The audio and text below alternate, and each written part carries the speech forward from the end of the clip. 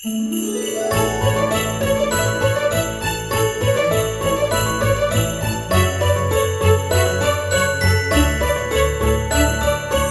welcome to a very Explosion Network Christmas Hour podcast dedicated to the merriest of holidays, the festive season with films about Santa, snow, or being left home alone, the time of year we all struggle to decide what Christmas content to watch, which is where we come in. I'm your host, Ashley Hobley, and helping me grow my heart 3 sizes Christmas cheer is Dylan Platt. Ho ho ho! Terrifier 3. No, we're not talking about Terrifier 3. But we are talking about A Lethal Weapon, which I guess Art the Clown would also be. He is a lethal weapon. Is this one of my selections this year? I think we've discussed before. I've never seen Lethal Weapon. The only film I've seen in this series was Lethal Weapon 4. Because that was the one that was constantly shown on TV. Which is by far the worst one. Also starring Jet Li, who was very cool at the time. Chris Rock is terrible in it, but that's fine. Yeah. You know? We'll get to those later, but it felt appropriate, one, to finally get around to watching this. Also, you know, it's Christmas time. You need to talk about a Shane Black related movie. Someone who is at the forefront of bringing Christmas to cinema. Not to spoil like all our picks, but I'm surprised we haven't done Kiss Kiss Bang Bang any year so far. No, it just hasn't panned out. So, because look out for next year's list. It'll be on one of these podcasts eventually. All right, so let's dive in. Please, we'll be freely discussing anything and everything about the plot, themes, and the ending of the movie. So if you haven't watched it, come back later. With that said, let's dive into talking about Lethal Weapon. What you got? Amanda Hunsaker. She was murdered. You're breaking in a new partner on this. Oh, perfect. God! Raj, meet your new partner. I'm too old for this. I pulled your file. Said you're heavy into martial arts. All that killer stuff. I suppose we have to register you as a lethal weapon.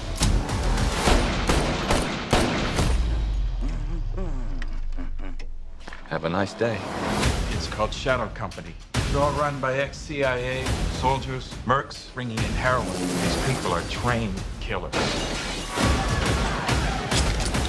I think it's time we turned up the heat. They got my kid. If you want it back, Daddy? we do this my way. You shoot to kill. All you gotta do is not miss. We're gonna get bloody on this one. Directed by Richard Donner, written by Shane Black, starring Mel Gibson, Danny Glover, Gary Busey, Mitchell Ryan, Tom Atkins, Darlene Love, and Tracy Wolff. Following the death of his wife, Los Angeles police detective Martin Riggs becomes reckless and suicidal. When he is reassigned and partnered with Roger Murtaugh, Riggs immediately clashes with the older officer. Together, they uncover a massive drug trafficking ring. As they encounter increasingly dangerous situations, Riggs and Murtaugh begin to form a bond. Riggs' volatile behavior might just help them apprehend the criminals, if it doesn't kill them both first. Dylan, is Lethal Weapon a Christmas present, stocking stuffer, or a lump of coal? It's a present. I mean, Lethal Weapon is one of the old-time action films. It's sort of, you know, top pillar buddy cop setup. It's.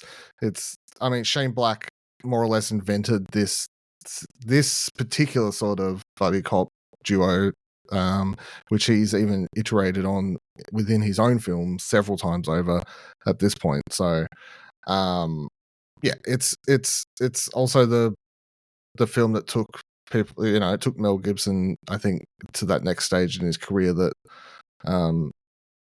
he then jettisons himself. But you know, yeah, I think it holds up. It has all the characteristics. It has like the dialogue's constantly flowing. The pacing is immaculate. I think from scene to scene, the comedy never overshadows the seriousness of it. Even though apparently it was written a lot more serious. Apparently Donna had to cut down some of the darkness or whatever. So, yes, I do think it's just like this really good mix of different sorts of things. Gary Busey makes for a fun bad guy. The rain fight scene at the end is considered all-time classic for a lot of people who grew up watching it, which I don't think it holds up the same if you're watching it for the first time now. But it was a scene that is well regarded as this big fight scene or whatever. Even when I watched it for the first time, my dad was like, "Oh, this is such a cool fight scene," sort of thing. So I think it was just, at the time. The present. I'll say Christmas Present. I think it's a pretty great movie. I don't think it has aged perfectly. There are certain segments and kind of lines and stuff. There's some language and stuff like that. There's language, and stuff that is of its era. And I will think maybe Mel Gibson is playing a little bit over the top at times with his, I don't know if anybody is ever as, crazily suicidal as he appears at times, But, obviously it is dealing with weirdly, at the time, I don't think it, like, dealing with male trauma and, like, PTSD and all those kind of things, which I don't know that many movies in the 80s, or at least at least in a big franchise, which I guess it technically wasn't built to be a big franchise. It just happened. I mean, literally, he's a guy who should be in therapy, but they're like, nah. This guy needs to be in therapy. Nah. Don't worry about it. If he dies, I guess I was wrong. Yeah. That's it. Which sums up 80s. Yeah. Very much so. And, probably a lot of today's opinions on therapy, And also years of characters like this embedded into people's, especially psyches, for male psyches of like, well, I do want to kill myself and I'm depressed, but fuck, I just need to be like Mel Gibson and leave a weapon. I just need to kill a bunch of people and then I'll feel better. Suck it up and kill some people,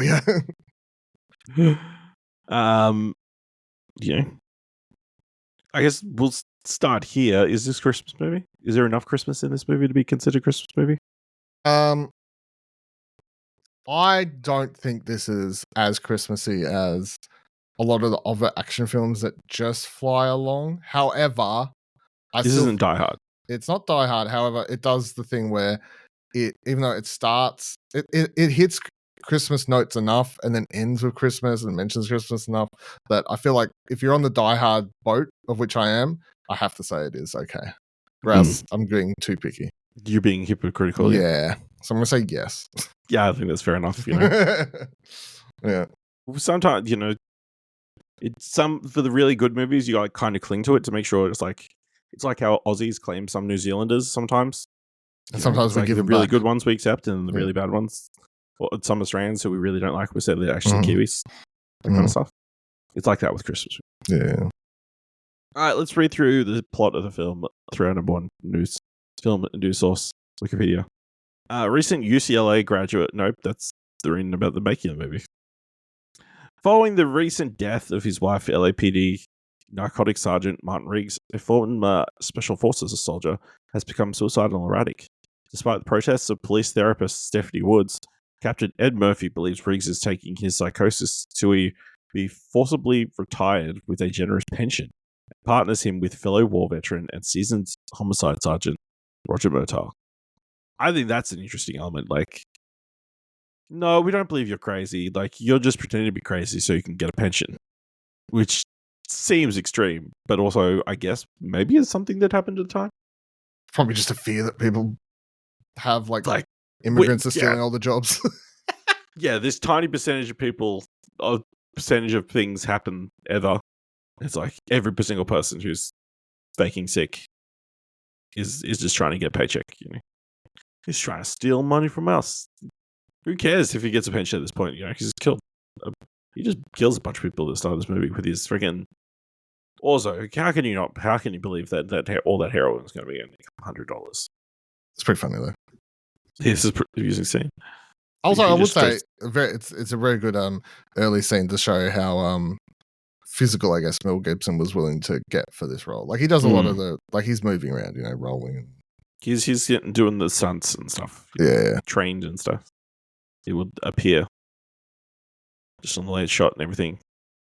The other interesting thing is that's sort of always funny about this franchise is that deep down, really, it's a similar character to Mad Max, but sort of the traumas played for laughs rather than the traumas played Mad Max. It turns him into like just a loner dude who loses his wife. In this one, he loses his wife, and they're like, he's depressed, but it's funny. Right. But we make it funny because this other guy has to deal with it. We get this slow introduction of Murtaugh with his family. At the start, his wife is bad at cooking. Whoa, that's a running joke that doesn't get run into the ground or anything. Women, am I right? Women and their inability to cook, but they're the only ones who can cook. Yeah, take them back. Alright, Riggs and Murtaugh do not get along, with Murtaugh initially dismissive of Riggs' mental state, but he is soon convinced Riggs is genuinely suicidal. During the Christmas season, Murtaugh is contacted by his former Vietnam War comrade, Mogul Hunsaker, ostensibly to rescue his daughter Amanda from a life of drugs and pornography. However, before they can meet, Amanda jumps to her death from an apartment balcony. An autopsy later reveals she was poisoned and with tainted drugs, and indicating she would have died if she had not jumped. A Life of Drugs and Pornography is my biography title. Wow. I mean, when the movie started, I'm like, shit, did I just start watching Nice Guys? It's got like a very similar opening. Yeah. I'm telling you, he's just iterated on the same shit for years at this point. And Nice Guys is the best version of it. Yeah, probably. Just imagine we could have had four or five Nice Guy movies if you'd all gone to the cinema and watched it and said, look where we are. You fucked us. I mean, it's interesting to think, like, would you prefer Ryan Gosling to keep making all these Nice Guy movies, or having the very career that he's had in the years since? Why not both? Because contracts. Russell Crowe could use the extra films, but yeah, I thought very crazy. Riggs and Murtaugh attempt to question Amanda's pimp, but are ambushed after finding cocaine on the premises, forcing Riggs to kill the pimp to save Murtaugh. Their final lead is Dixie, a prostitute who witnessed Amanda's death and who pair believe have poisoned her. Dixie's home explodes as they arrive, and her corpse is later recovered. Riggs locates components of a mercury switch. We're skipping past the funny. Oh no, maybe not. I was going to say the kid conversation here is my favorite part. I know. When the house blows up, that's where the kids are. Yeah, just talking to, and there's like that one kid. It's a bunch of kids who are very excited about the explosion happening on the street. Don't tell them your name. The cops all kill black people or arrest black people. Very ahead of his time again. Hey, you just killed a kid to kill black people. Also, wearing the 3D glasses shows the film's age. Yeah, crazy. But they're quite delightful. Also, I don't know if it's here or after, but like, there's a scene where Murtaugh gets sent a tape and a yearbook. I think it's before this, or maybe it's just after this, because then he goes back and talks to the guy, and it's like, you're a piece of shit, like, sort of. It must be after this then. Maybe, but anyway, at one point he is just sitting in a room watching porn, softcore porn for work though. For work, I guess. But also earlier, it's implied that he had sort of relationship with Hunsaker's wife, because he lingers on her name. It's like Carol, but then she's never brought up ever again. It's very odd. At least to me, that's something I picked up on, and then it was never paid up on. It could be. Never thought about it. Explosive he recalls being used by CIA mercenaries in the war. Children who noticed he had an elite special forces tattoo similar to Riggs's. Suspecting Hunsaker is withholding information, Riggs and Murtaugh visit him at Amanda's funeral. He reveals that during the Vietnam War, he worked for Shadow Company, a defunct CIA paramilitary unit tasked with destabilizing the local heroin trade. Following the war, those involved reformed Shadow Company as a drug smuggling operation under the leadership of retired General Peter McAllister and his right-hand man, Mr. Joshua. Hunsaker's role as banker allowed him to have the illicit funds seem legitimate. Hunsaker initially called Murtaugh to confess and turned witness against Shadow Company, but McAllister had Amanda killed in retaliation. Joshua arrives in a helicopter and kills Hunsaker before escaping. He later shoots Riggs in a drive-by shooting. Unaware, Riggs wore body armor and had his death faked in the aftermath. I'll be honest, a lot of that sounds more complicated than how it comes across in the film. I guess, but it also comes across complicated in a film. But I guess when you're in it, it's like, yeah, I'll go along with this. You know? Yeah. I guess you was smuggling heroin, all these years, after the war. Everybody's at ex-special forces. And they hired a helicopter just so they could kill you on your cliffside during the funeral. I didn't realize the funeral. That's pretty bad to kill somebody at his own daughter's funeral. Well, gotta do what you gotta do. Gotta do what you can do. Also, we skipped over the great shooting range scene. Mm-hmm. Where Murtaugh thinks he's so great, and then Riggs shows him up by shooting a smiley face around his headshot. I think it's in Hot Shots It's the comedic timing. Part 2. The classic Charlie Sheen movie where they parody a lot of these films, and I think in that is the one. It's either that or the first one. I can't remember. One of the Hot Shots movies, but he like shoots. They rip off this scene and he like shoots some really big like artwork into the picture or whatever. Something I don't know. Can't remember it exactly. Funny. That's a movie I used to watch all the time as a kid. By the way, for some reason, Hot Shots. At my nan's place had both those films on VHS. Amongst like 4 VHSs she owned that she just randomly got for us kids to watch, I guess, when it was there. And of course, I didn't know half the references when I was watching them. Yeah. It was like parodying all all these. these. Through life and you're like, it ripped off Hot Shots. Yeah, it was like it, because especially the second one. The second one's like a huge rip on Rambo. Rambo, not First Blood. Yeah, but yeah, I was just watching it. I didn't know any of the things. All I know is he's shooting a chicken through there and a crossbow, and he's wearing like a thing on his head, and I don't know. I'm like, oh no, that's funny. You get older and you're like, oh, Rambo, right?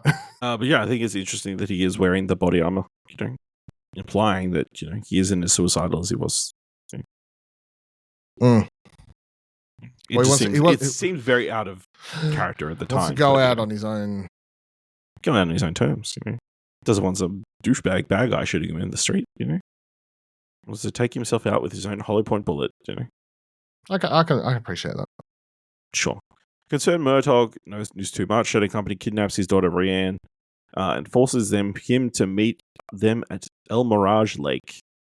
Riggs provides sniper support to help them escape, but all three are captured and taken to a nightclub basement, a Shadow Company front on Hollywood Boulevard. Riggs and Murtaugh are tortured for information after Riggs escapes, until Riggs escapes, kills several Shadow Company members, and frees Murtaugh and Rihanna. Cool sequence. I mean, I'm sure it was cooler at the time when there wasn't a ton of people electrocuting people for torture in movies. I mean, sure that was it does. really time. I mean, it goes a little bit dark here too, So it does. And rubbing salt up his wounds. It's pretty. They're like, this is an old man. We can't go too hard. Yeah, that's literally where the saying came from. No one knew what that saying was before this film. I don't know if that's true. Yeah. Well, we've also skipped over the original delivery of the classic line, "I'm too old for this shit," which I believe he says twice in this movie. Also, his daughter having very clear crush on Mel Gibson in this film. Yeah, very, very, very obvious. Like, yes. And I feel like Mel Gibson wouldn't say no, depending on her age. Also, pro-cannabis movie, Yeah. She's like, oh, why can't I have a joint? Because weed is illegal. Even Danny Glover's not like, it's bad. He's just like, because it's as of this moment, currently. It is currently against the law. As the three escape, Murtaugh fires on McAllister as he flees in a car, which flips over, detonating the grenades inside. Joshua, however, escapes. I thought this was a great sequence, just shooting them up in the street and, running in the rain. Cars crashing all over the place, and yeah, Murtaugh getting his revenge, which is pretty great, but Joshua gets away. You're like, oh, that's disappointing. I guess that's where the sequel comes together. Nope. Deducing Joshua will seek revenge at Murtaugh's home. Riggs and Murtaugh ambush him by, getting his family out of the house and leaving notes and playing A Christmas Carol in several TVs in the house. After crashing the police car through his house, they hold him up, right? They have him arrested pretty much. Yeah, they You know? got him. And then, They got him. yeah. But for some reason, Riggs wants to get into a fight. Yeah. You want to have a go then? Oh, let's do it then, big boy. Or whatever the fuck he says. Yes, I mean, I'm sure very cool all the time. It's a little bit nonsensical. And also, like, I'm pretty sure illegal.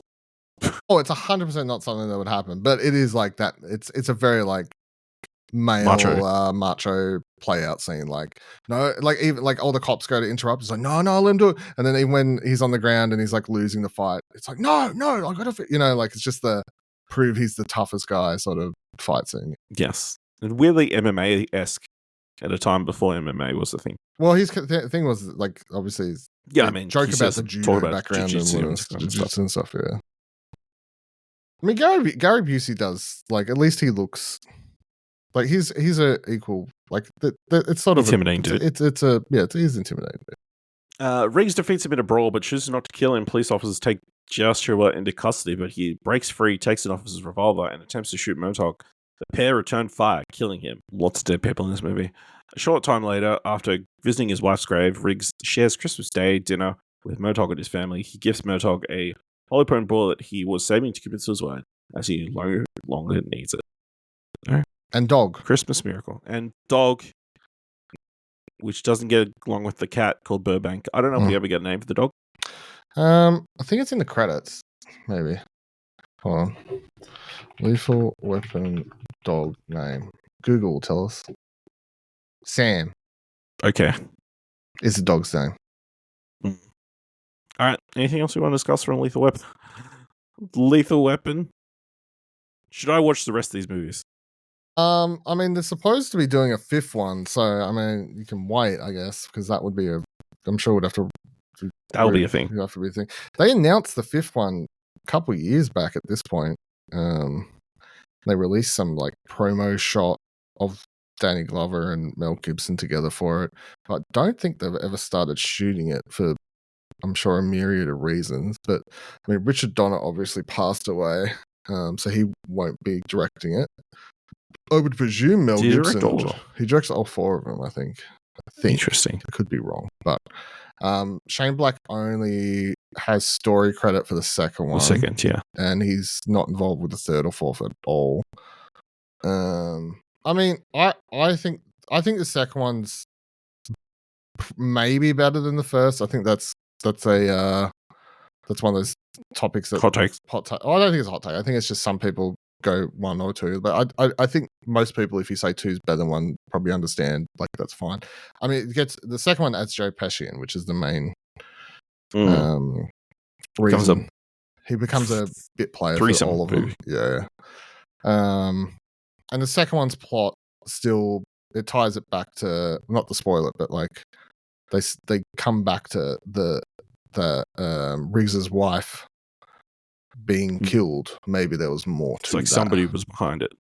But yeah, the fourth one's the only one I would say I think is actually bad. I think the first three are. Here we go. Apparently, November 15th, 2021, Gibson confirmed that he is in talks to direct and star in the fifth Lethal Weapon. There you saying go. that he would be helming the film in honor of Donner. But I remember seeing that picture like years ago, and I just don't recall there have been any movement on it since. Apparently, it's going to be exclusive to Max. Oh, sure. Which, I don't know so who not would come to care. theaters. Is the thing, like, it's listen. There's just nostalgia for everything, you know. So guess so. It's like over 20 years since the fourth one, probably. Surely 20 plus years since Lethal Weapon 4 would be. Sure. I'm sure 20 years later he is still a Lethal Weapon. Danny Glover's like character is supposed to be retiring. I think he starts trying to retire in like either the second or third film. Yeah, he's still working as police. Yeah. I just can't quit. Yeah. I'm too old. Okay. Let us know what you think of Lethal Weapon by letting us know on social media by going to explosionnetwork.com/follow. If you want to help us out here at a very Explosion Network Christmas, leave us a review on Apple Podcasts or Podchaser. Leave us 5 stars. I think when leave 5 stars is just tell people about the show. And if you want to help us out over at Explosion Network with all our content and other podcasts, head on over to explosionnetwork.com/supports. Thank you very much for listening. Until next time, remember, getting too old for this shit.